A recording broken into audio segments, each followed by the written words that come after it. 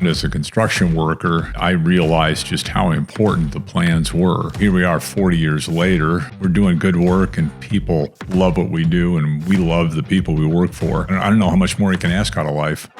Okay, so before we get into the episode, I want to give a little context for the conversation you're about to hear. For our first episode of the Calvis Wyant Podcast, I'm sitting down with Tony Calvis Sr, who founded Calvis Wyant 40 years ago and has had a front row seat to how custom home building has changed across the valley since then. We talk about how the company got off the ground, why he and Gary Wyant started using the Design+Build model early, and what he's learned about building the kind of team and systems that lead to the best client experiences. It's a conversation with many stories even I hadn't heard before, so I hope you find the deep dive into Calvis Wyant as fascinating as I did. With that, please enjoy this conversation with my dad, Tony Calvis Sr. Obviously, you're the one person on this podcast that probably doesn't need an introduction, but do you want to share who you are and where we're at? Well, although I don't need it, I'm Tony Calvis Sr. It's nice to be here with you, Tony Calvis Jr. And we are at the offices of Calvis Wyant Luxury Homes and in our conference room. Great. So this year is 40 years at Calvis Wyant, right? Surprise to all, yes. Yeah. Seems like yesterday. So, well, speaking of looking back at yesterday, when you do look back at the last 40 years, what do you think has been consistent since the beginning of the company? A lot of things, a lot of basics have been consistent, and the first one is that we've had good fortune. I prefer to think of it as by the grace of God, we're still here. Been through a few ups and downs, but another basic is it started with Gary and I, and we're both people that really care about how people live in their homes and want to give them a great experience. That sounds self-serving, but it's true. This is a business where you do important work, and you can't take your eye off that ball. And we've slowly, over the years, added other folks, other like-minded people, and I'm sure we'll talk about some of those things today, or some of those people today. But I'm very proud of them all, and they all share that same characteristic. They have that heart to serve, and that's what you need when you're going to build people's homes. With you and Gary meeting pretty much at the beginning, what were the hopes that you both had for building Calvis Wyant from that early stage? Boy, I've always felt a lot more insightful than I am. My hopes were to be able to make payroll. That was the first basic survival thing we needed to do. But I knew that this was a career that we both enjoyed, and it was just a thrill for me to be able to work side by side with Gary every day, and still is. I think my hopes were a little bit more basic. Can we keep this going? Can we keep working? Can we serve enough people? Can we get the word out? And I think that that only later, say maybe 10 years in, we realized what we had, and this is something that really was special. We were doing some things that just seemed like other people weren't doing, and we were starting to get recognized for it. So at that point, we started dreaming a bit more about what could be. And so here we are 40 years later, I think 22 staff, hundreds of homes behind us, and a thriving business, frankly, for which we're all very grateful for. So I don't know what else you could ask for. We're doing good work, and people love what we do, and we love the people we work for. So, that's... Sorry to ramble, but I don't know how much more you can ask out of life.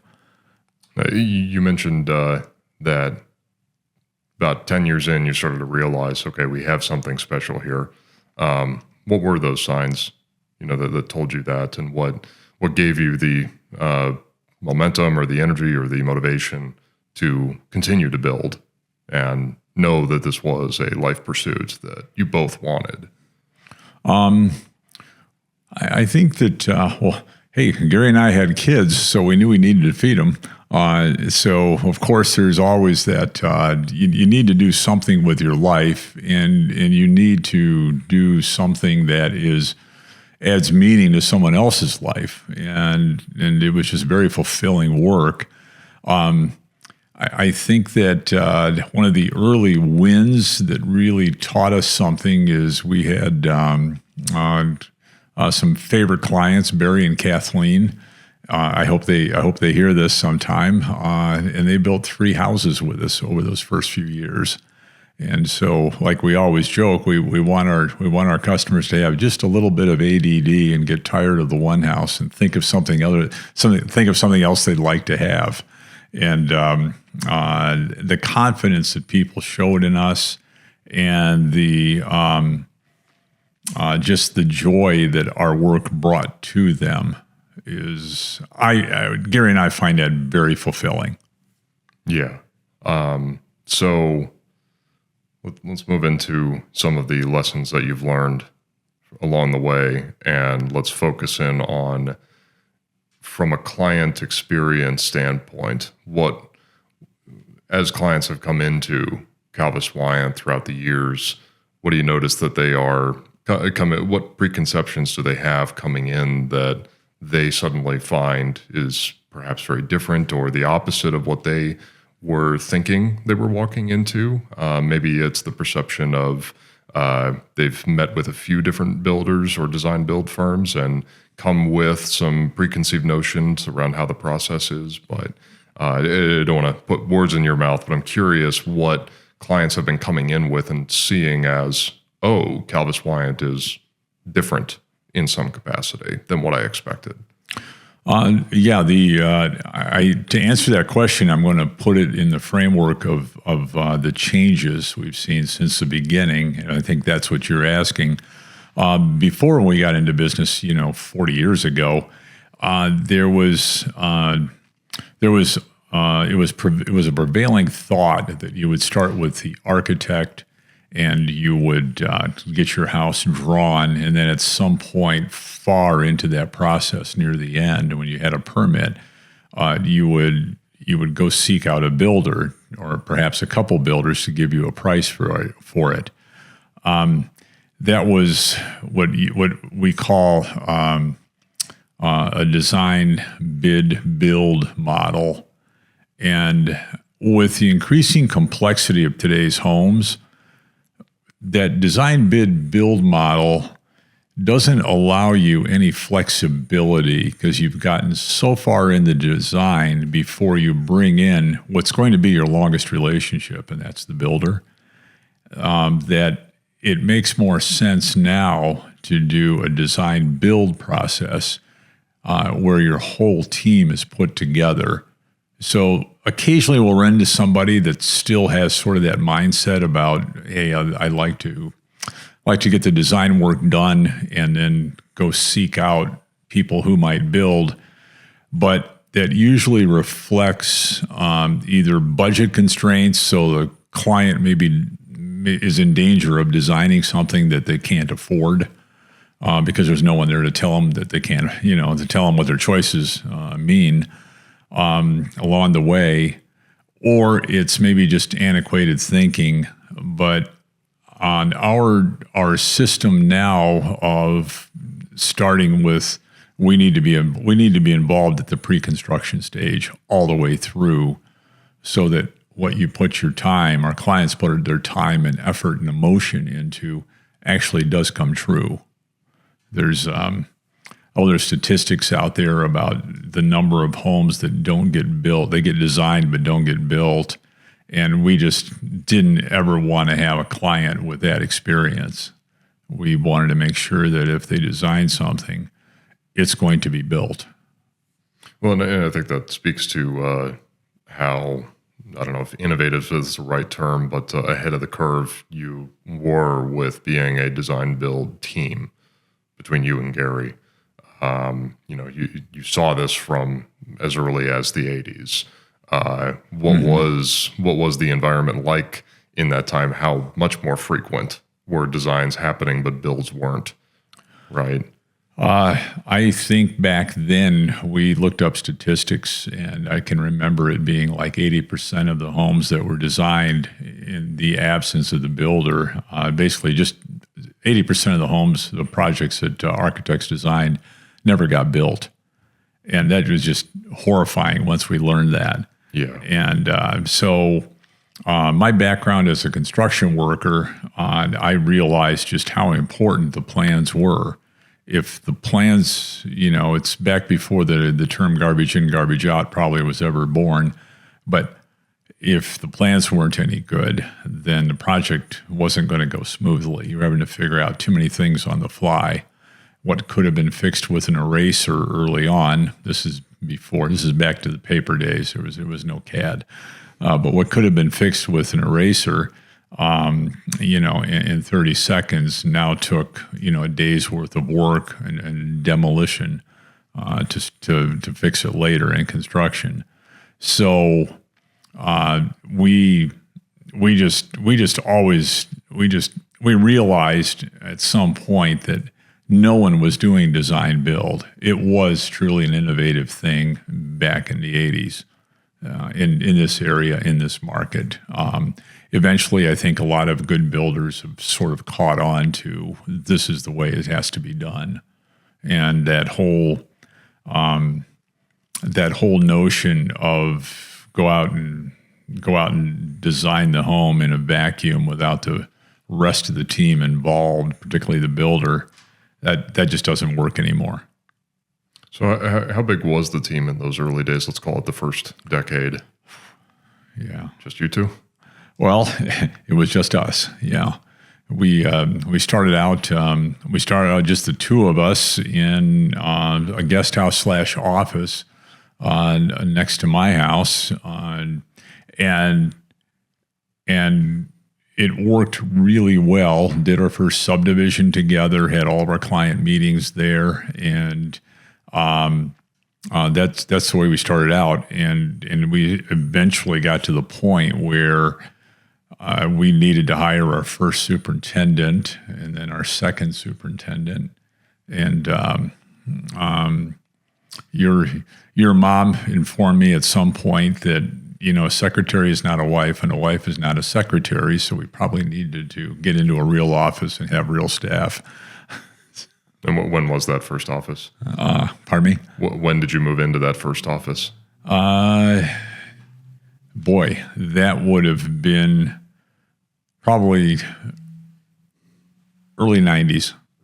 Yeah, early 90s. I can't tell you exactly when. It was a couple, 3 offices ago. Yeah. Yeah. This office here is a lot nicer than our first one. Yeah. So I know culture is important to you, and the team, and making sure that everyone is not only able to do their best work, but also in an environment where they have the collaboration and the ability to rely on each other. How did you craft that in the beginning when you didn't have a team and you started to bring on people? What were you looking for in those individuals, and how did that? Was there anything that you did in the team building phase of Calvis Wyant in those early days that you still try to maintain now? Well, when you don't have a team, it's pretty easy to keep your quality control because you're doing everything. So there's no limit on your quality except your knowledge, or lack thereof about certain things. As far as bringing people on, our first employee we brought on recently, retired a few years ago now, and Mike shared our desire to, frankly, just do everything right. I think that the characteristics we look for today, that's one of the big ones. You have to be wired to work here. You have to be wired for your accuracy, and it has to bother you when you go home at night if something's not right at work. I think that's true of all of us. That we take our work home with us sometimes, and but it's more of just how you're made. You just have to have that personality. And there's no employment test that's going to tell you that always. It's but when we're hiring, that's the first thing. People have to care. They have to care. Of course, they've got to have the competency to do the job. But if people have the right attitude, I would rather hire someone younger or newer to the business if they have the personality characteristic of caring very much. They have a desire to be accurate. I will admit that since I'm the kind of person that, for better or for worse, I probably live to work rather than work to live. And you can't have a company full of those folks, and there's nothing wrong with being a little more well-balanced. But the work has got to be that important to you. That's just a key thing because of the what I think is the just how precious and sacred people's homes are. Okay, there's going to be a little drywall crack in a garage someday or whatever. Sure, okay, that's what we're there for. We'll touch that up for you. It's got to be just right, and that's something that Gary and other architects we've met and worked with over the years really do well. But that might be one of your future questions in this interview about floor plans. Yeah, no, you've given me a few different paths we can go down just from that statement alone. But let me first ask, so you want to hire people that care. Do you have a moment or a few moments in the past where you were really proud of how the team cared for a client? Yeah. I know that there are plenty, but yeah. Maybe one of the early ones where you said, okay, this thing is working. This team cares about the customer as much as I do. There are, it'll be tough to pick a specific one out. I'm going to think about that, but there's countless examples just every week of where someone at Calvis Wyant is going above and beyond. And that's just the long hours a superintendent might put in. It's the extra work that a project manager might do to value engineer the choices to obviously cost is always a concern. It may not be the total object, but it's always a concern. We want to respect the money that it took, what it took to earn the money to build the house. So yeah, it's just we don't have to. How do I put this? If I had to think about those as exceptions rather than rules, I could probably come up with them just on the top of my head, but I can't because it's the culture. It's just what we do, and we back each other up. Because getting back to your question about teams. Teams are easy when there's only one or two members. When it's one member, hey, that team is easy. But with all with the complexity of the homes are so different now than when we started, and it's so complex that you need a team. And I think it's very, very difficult for the entrepreneurial carpenter, a guy like myself back then when we started. If you've got an entrepreneurial itch, it takes more now than what it did back then. It was very easy back then to build a 3,000-foot house on a flat lot in North Phoenix or Scottsdale, and you could get it done in 90 days. That doesn't happen that way anymore now. Mm-hmm. Yeah, this is a totally different world. There was no internet, there was no Wi-Fi. We had pagers first. I remember my first cell phone. It would make the car horn blow, and you would sprint back to try to get there in time. Huh. Yeah, I can't remember what my bill was, but it was a lot of money for that cell phone bill. So the car started honking when? Yes, yeah, because you couldn't carry it with you. It was based in your truck. Yeah, come a long way. Yes, we have.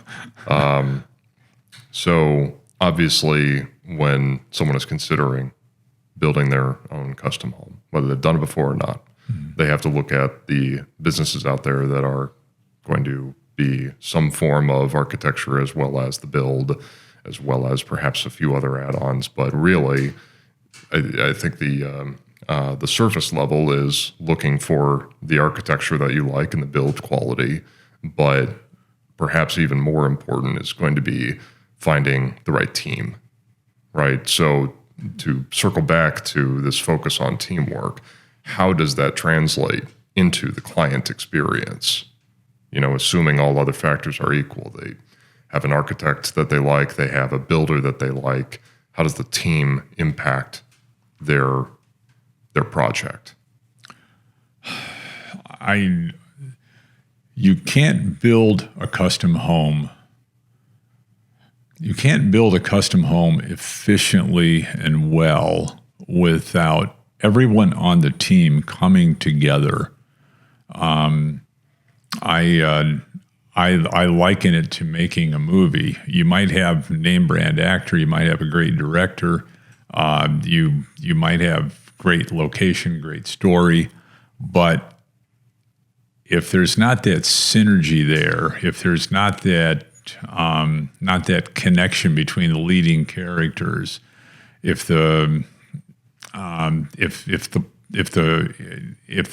not shot well, and those are things you've taught me, if it's not shot well, it just doesn't come off. It just doesn't come off, and there's that missing spark there, and it can be that way with custom homes too.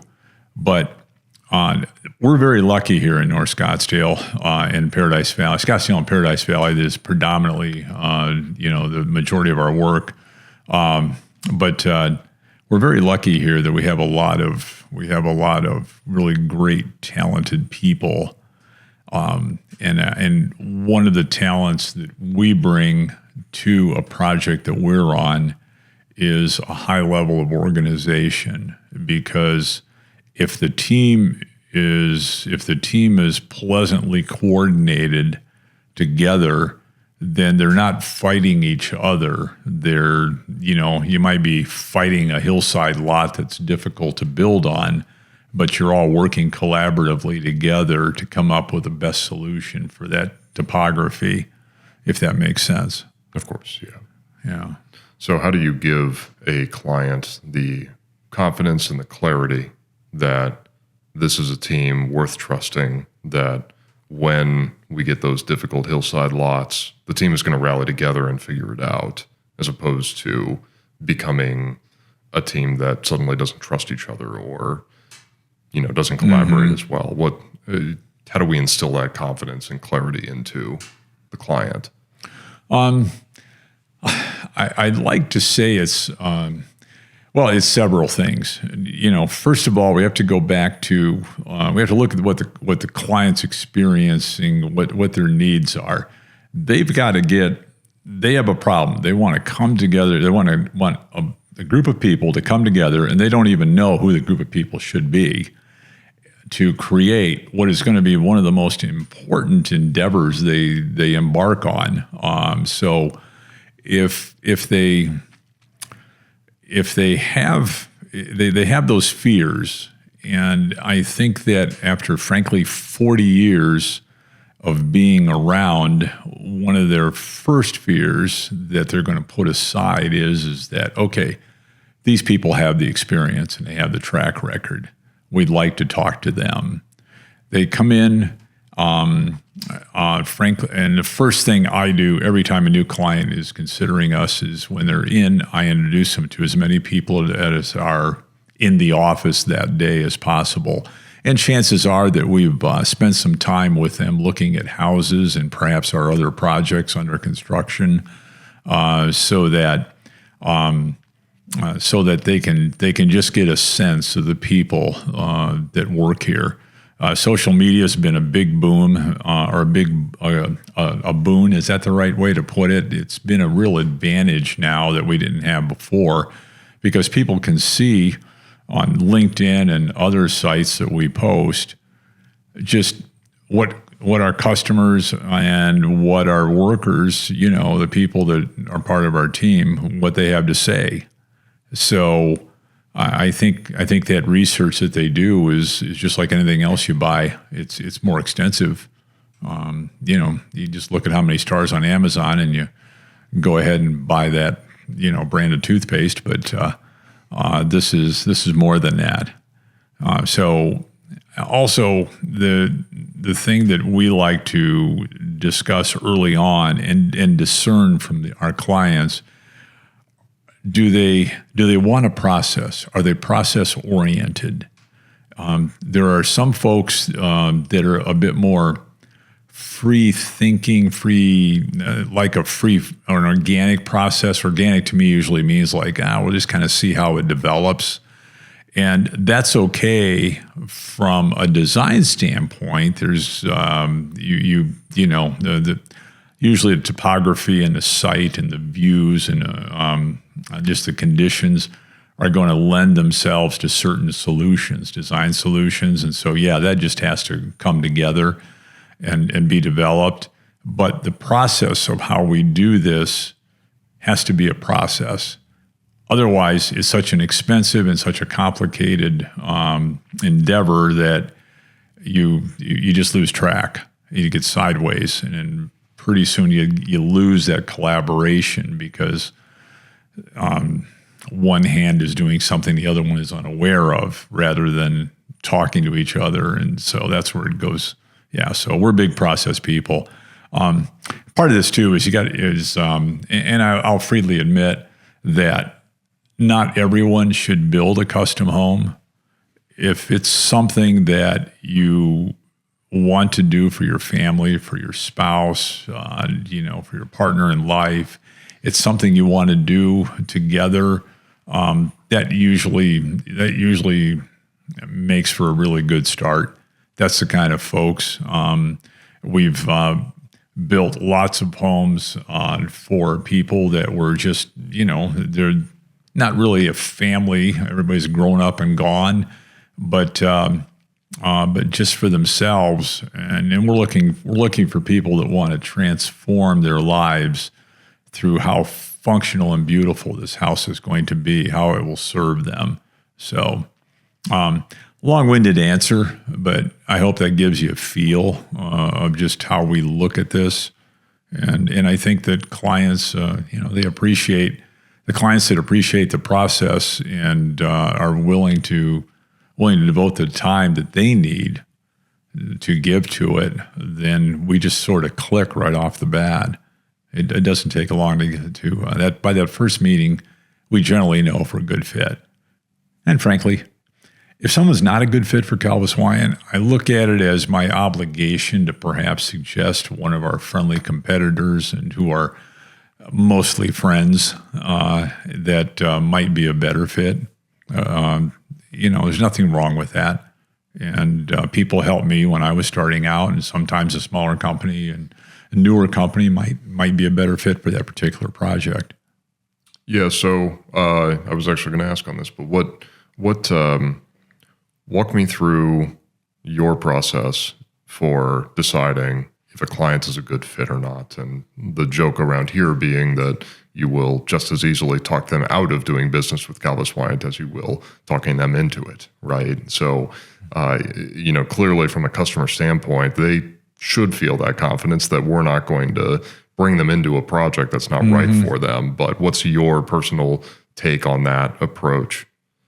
My approach, every time the phone rings and someone wants to talk to us about their project, my first thought is I'm going to serve these folks, and I'm not adjusting my halo. I'm perhaps fortunate enough now that at this point in my career, I need to make a friend more than I need to make a sale. Okay, and if we're not the right fit, we'll like I say, we'll help them, we'll guide them, we'll point them in another direction. I have a lot of friends in this industry and a lot of other good builders I know that they may be at a different path in their career. They might be able to take on a smaller project that, we might be overkill for, if I can put it that way. So I'm happy to help them. But so that's my approach. First off, find out if if we're appropriate for a number of different reasons.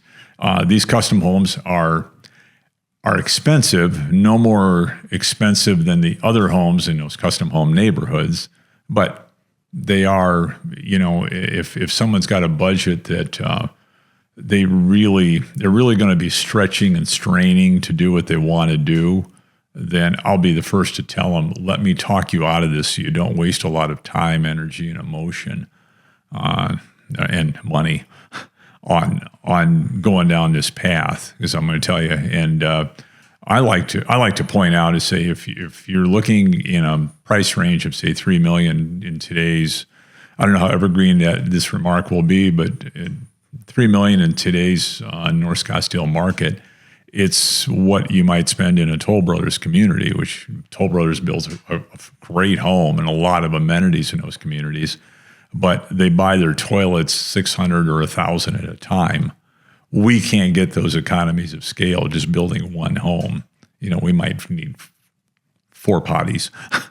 So, and you just carry that through the whole construction process. And so it's pretty easy. And the biggest thing is they buy the land cheaper too. So those economies of scale aren't there. But yeah, so we price range is usually the first thing we're going to help them understand what they're looking at. Now, people that live here and are, spend weekends looking at model homes, and they kind of get that already. But particularly from folks coming from other parts of the country. California people, they come here and are, thrilled with the pricing. Someone from the Midwest may be surprised if it's, if it's not a major city at what things cost here.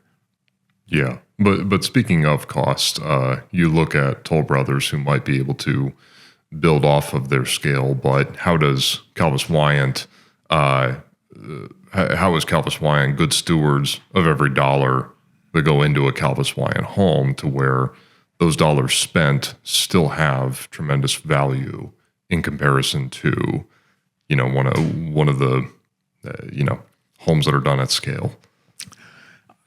Well, it's obviously if we have a little more budget to work with, we can do things that production builders can't, because they really need to market to a particular price range, and they have plenty of competition, between each other. And so I want to be gentle here, but for example, we have trade relationships that go back in many cases to the very beginning. Just had a meeting on site the other day, and the pool builder had to remind me that, Tony, I was with you when you started in your first spec house in Sunset Hills. I helped you with that pool. And I had forgotten that. But they've been consistently working with us, this particular individual, Bob. He'd been with the company for 40 years. And he had to remind me of that, and I was embarrassed that I didn't recall. But we're looking for people that are just the best in class, can give us fair pricing, but more importantly, great reliability, great staffing. They can give us the job at a fair price and do all the extras that we might demand. And there's a lot of those extras that contribute to the longevity of the home. Now, we'll easily make an ideal customer will easily see the point when we're talking about the long-term value versus the initial price. So, in my mind, why would you save money on the roof underlayment? I'd rather give you a roof for 5% more that I know is not going to leak for the next 25, 30 years. I don't want to give you a roof that will only get you through a warranty period. It's just not what we do. And spending just a little bit more gives you so much more in peace of mind later it's a roof leak. it doesn't matter how fast we fix it. You'll never think about that roof the same way afterwards. Yeah. So let's talk more about that accountability that Calvis Wyant brings. And I think of it as the full homeowner life cycle, how we are there, perhaps as early as them purchasing the lot, because we have multiple realtors in-house. But beyond that, you have clients that are still coming back to you 20, 30 years later, maybe even 40 years later, and you're always willing to help. So what is the accountability and what is that mindset that Calvis Wyant has around how we look at our customers and the relationship that we're building with them?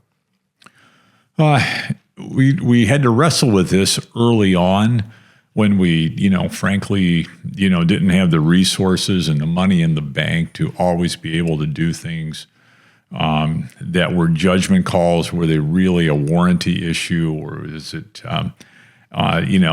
thankfully now if something costs us a few bucks to do and it's a judgment call, that judgment's made in the customer's favor every time. Now, if something's not been maintained, we'll certainly help them get it back into, proper condition. But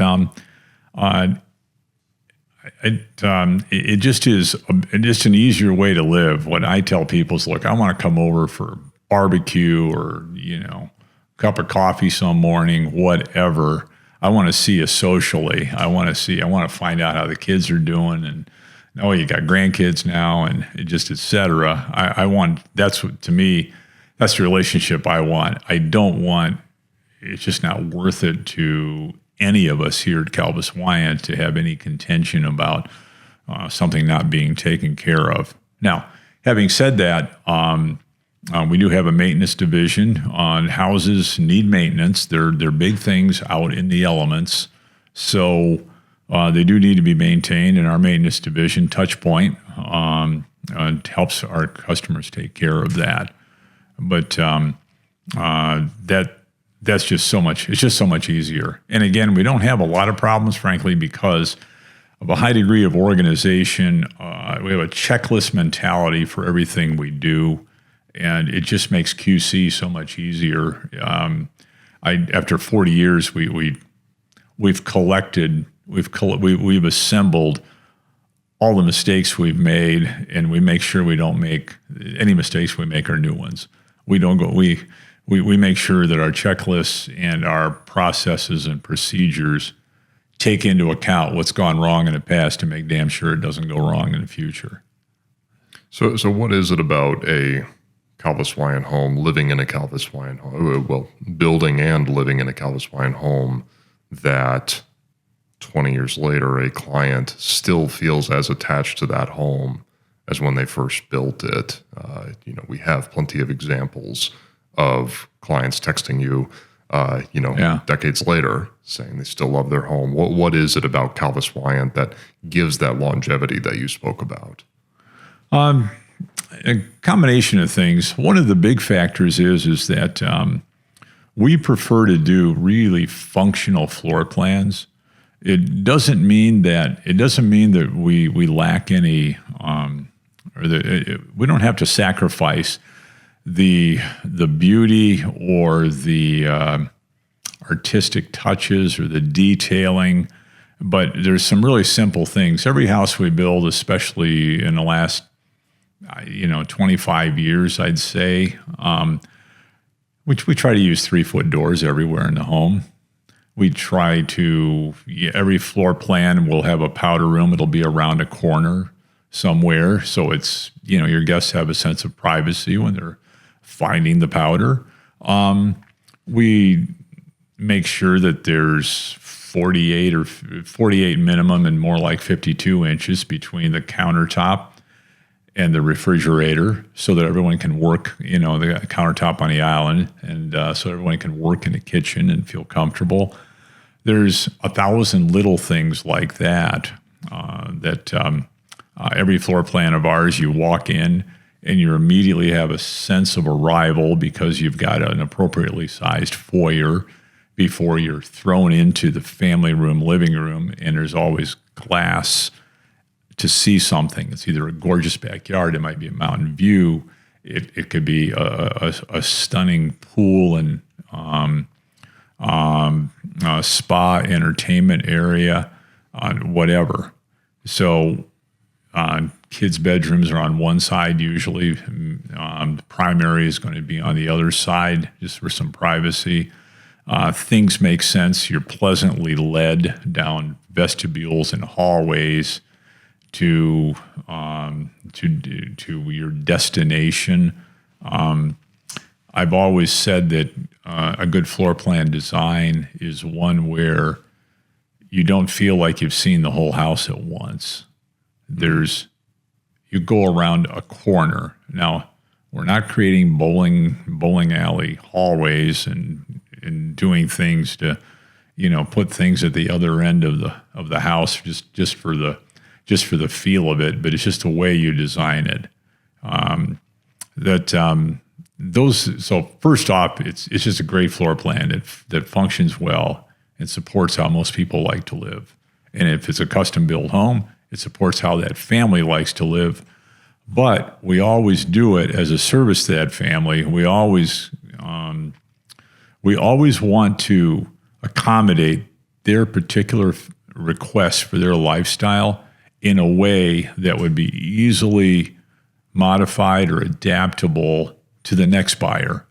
Because, life changes. 10 years later, you may decide, hey, I've got different needs now. Kids are gone. There's, I want to do something different now. So, and you'll sell that house, and we're proud of the fact that our houses usually sell just a little quicker, all things being equal. So as far as I drifted here, but is that what you're looking for here? I think so. Yeah. No. Clearly there is a function to the house that leads to the form and the beauty of what we design and build, and the house fits the lifestyle of the client really well, and the client doesn't have to fit themselves into the design of the house. Right? It's just a natural extension of them. Yeah, we should trade seats. No. That's much better said. So it took some time to get to the understanding that you have around that function and how people live and the homes that they design. 10, 20, 30 years down the road, how is luxury living going to look? What new elements do you believe are coming around the corner in terms of how people will love and appreciate the home that they build in these spaces? Well, no one knows what the future, especially in these times, there's no one knows what life is going to be like. Especially right now, it's very exciting about how AI is likely to change everything.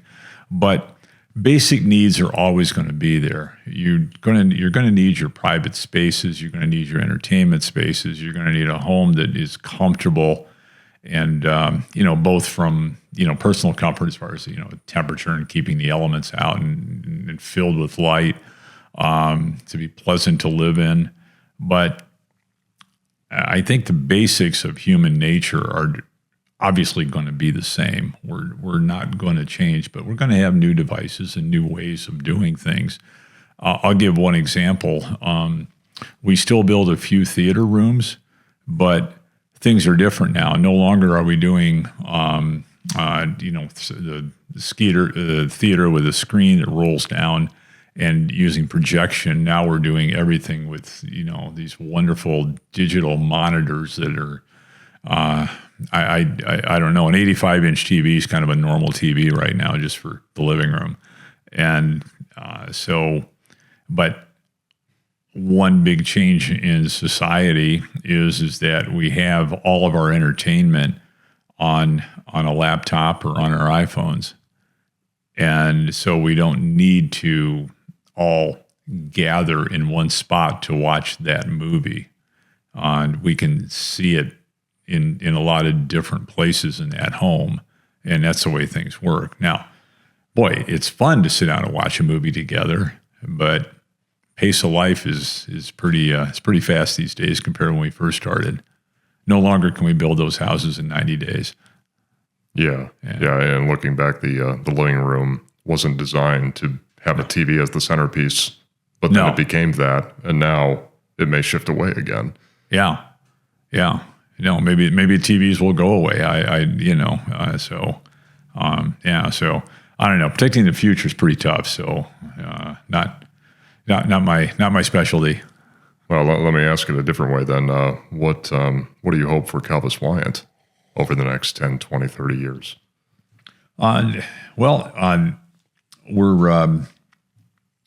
We're undertaking, we're embarking, I should say. Undertakings, I shouldn't say that with my advanced age. We're embarking on a few changes here. Calvis Wyant, until the last few years, we hadn't really spent a lot of time on succession. There's a natural order in the people here. Just with ages and tenure here and stuff, where it's just kind of obvious who's leading the charge, but we're succession planning heavily now because there's some young people here that are going to be the future of the company. Building companies, small business in general, it's pretty tough to go on to the second generation of management after the original founders are retired and happily playing golf somewhere. But that's sort of Gary and I's desire for it now is to keep going. So we're starting to put those systems and people in place. I see Calvis Wyant as something pretty special. We've managed to do it for 40 years, and the secret sauce the recipes may not be all written down yet as we want them to be, but a lot of them are, and the historical knowledge is there, and that's something. Again, something very special. I don't think we want to let that go. And I don't know of any company that can thrive without giving its next wave of managers and employees a runway. So there's a lot of people your age rather than my age in the company now that want a future, and they have the ability to do far more perhaps than Gary and I ever did. So it's exciting to see. Yeah. Mm-hmm. Yeah. So what do you personally want to accomplish before you retire? I'm not one of those people that has many regrets. I think I think that life is pretty good, been pretty fortunate. So, a lot of my goals, been married 47 years. Not a lot of people get that lucky. Your mom and I did. So that's just a big checkbox right there. And so personally, life is good. My goals, I think, professionally, are to just see the next wave of folks come up and continue to inspire me by the knowledge and the progressive attitudes they have. It's very fulfilling to just watch things that Gary and I may have put in place 35, 40 years ago, and there's still truisms here. Just take Gary's department, if you will. His area of expertise is one of them is just creating readable plans. We talked about it the other day, where just the different line weights graphically represent to the observer, to the craftsman working from these plans, exactly what's to be done. And not every set of plans looks that way, but But that catalog of how we do design work and how we put it on paper, in this case, how we put it into CAD, makes all the difference. Because one of the functions of your building plans is that you need to tell people that of varying skill levels and sometimes not great English speakers either, what's to be done. And that picture truly is worth 1,000 words, but that picture's got to be drawn right. So it's going to be very exciting to see what AI does. I don't know that it'll put architects out of business necessarily, but it'll make us all a lot more efficient and just help with our thought processes and come up with the ideas that, before it might have taken a day and a half to kind of think about it before you could come up with what you're going to do. And suddenly they've got 3 alternatives, and you might marry 2 of them to come up with your 4th that's the right one. So, yeah, it's exciting times. Yeah, and I don't know that we have enough time to go into AI, but can we perhaps look at, as AI starts to replace a lot of the tasks that we do, what are going to be the opportunities that human-to-human relationships have in this business specifically, where AI will hopefully free up the time for humans to be more present with our clients, our partners, all the craftspeople. What do you think is going to be most important in this AI revolution in terms of how humans interact with each other? Well, selfishly, I'm looking forward to,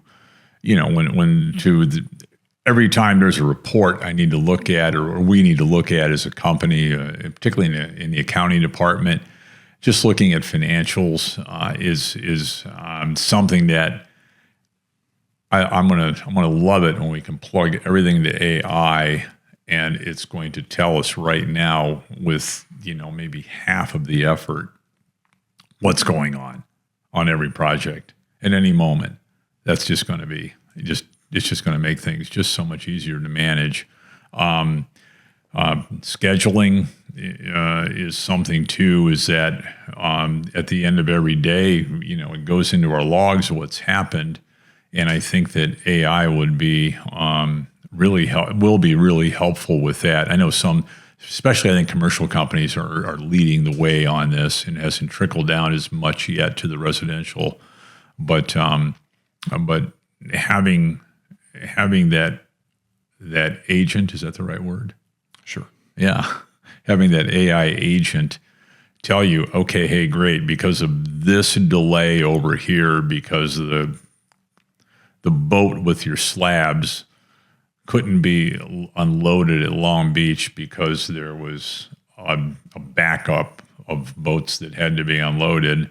So you're going to get your slabs 2 weeks late. That's going to put your countertop installers behind on 3 different jobs a month from now.